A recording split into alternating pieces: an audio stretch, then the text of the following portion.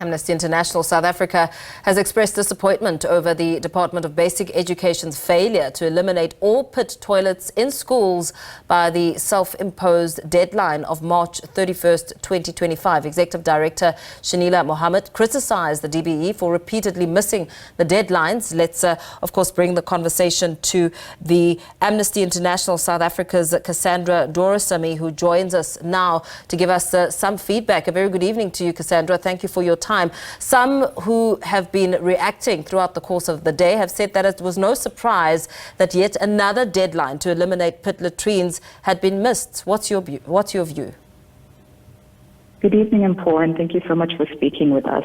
We would share the same view, because looking at the number of deadlines that have been missed, it is quite disappointing to see that children in South African schools will be attending schools with unsafe infrastructure still. And if we look back to original regulations that were fought hard for by civil society and social justice organizations like Equal Education, like Section 27, the 2013 Minimum Uniform Norms and Standards for Public School Infrastructure, which sets out clearly what each school needs to have in terms of infrastructure, be it, your safe buildings, safe roofs, access to water, and clearly outlines that plain pit latrines are not allowed in schools.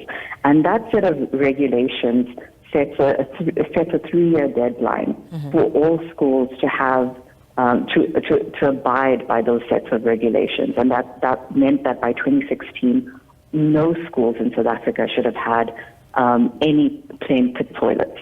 But here we are, almost 10 years since the regulations were passed, over 10 years since the regulations were passed, and we still have schools that have pit toilets. And every time the DBE has set a deadline for itself, be it 2016, then again in 2020, then again in 2023, the deadline has been missed.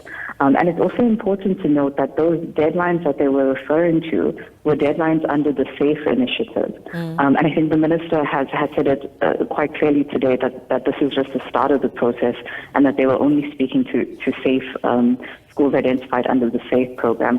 And what that means is that there are many, many other schools in South Africa that were not part of this program that still have pit toilets. Where do you think the problem lies? I mean, as we look at a matter that we've been hearing about since 2016 and looking with hope that this deadline will indeed be met, where are the loopholes? Well, for one, it's important for government to get their data correct. And it was good to hear the minister today speak about an audit that needs to be done. And it's something that we have been saying, and other civil society organizations have been saying for a long time. Government needs to have a clear idea of how many schools actually have pit toilets that need to be removed, pit toilets that are illegal under our law. And if we look to last year, as recently as last year, with the case of Unekebo Nguteni, who died in a crash in the Eastern Cape.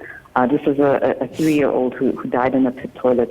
It's again another indication that early education facilities need to be included in that audit, which has not previously been done. So this needs to be an audit of all schools that fall under the mandate of DBE now, and that must include early childhood facilities.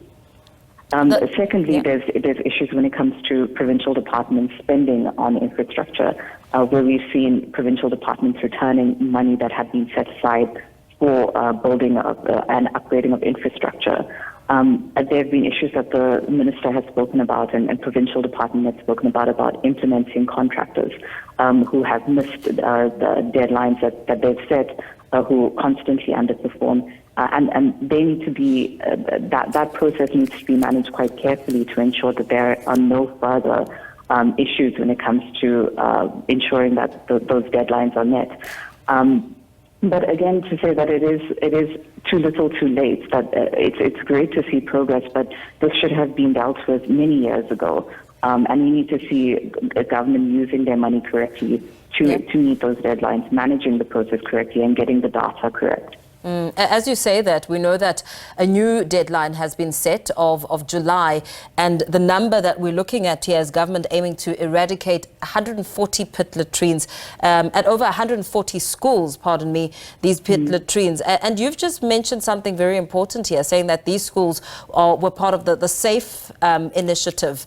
Are you saying that we could be talking again in a few months, in about a year's time, about the very same issue, because government may not be aware or perhaps may not be looking outside of this initiative?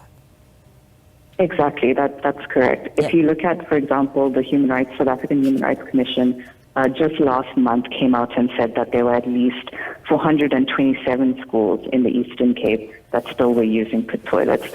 Recently, in a parliamentary Q&A, the minister herself said that there were at least 490 schools that they had identified that still had pit toilets. And again, the minister saying today that a new audit needs to be done because they are uncertain of how many schools still have pit toilets. So definitely the issue is not going away. This 31st March deadline was only for schools under the SAFE initiative.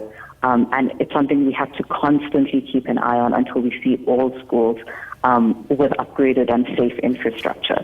So that deadline, that new deadline for July is unfortunately just yet again a few number of schools in the grander picture of South African schools.